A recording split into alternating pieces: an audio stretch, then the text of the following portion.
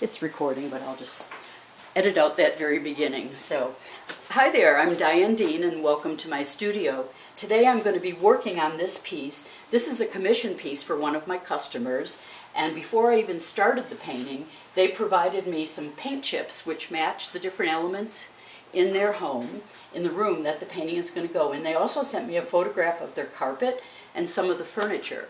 So they wanted a poppy painting, and they said, do whatever you want with the poppies, but we'd like the background to really tie into what they already had. So I start my paintings with creating the texture that you see in the surface. That's done with acrylic gesso. I use various tools. I use palette knives and scrape. I press in wire mesh, and I'll show some close-up shots of the different texture areas a little bit later in the video. In the top I used a paint roller, and I really just create a texture that's very abstract that will kind of even compete with the painting that I'm going to do. Then this piece was painted completely black, and then with brushes I started doing some dry brush work that picks up on the edges of the texture, so you really see the texture a lot better than when it was all white or all black, because of the little valleys and spots that the paints either go into or avoid.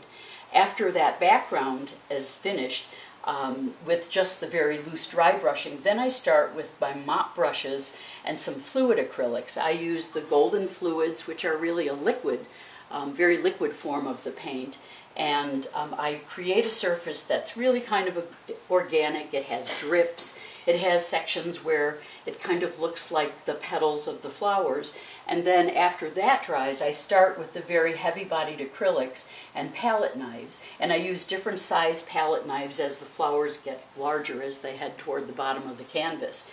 So you can see these, I've just done the red sections of the flowers, whereas these, which were done earlier, I've gone back in with brushes and I've added some shadows, some little details. My next step will be with these that are dry to do the same thing, and then I start to pull in more of the specific stems that lead right up to the flowers.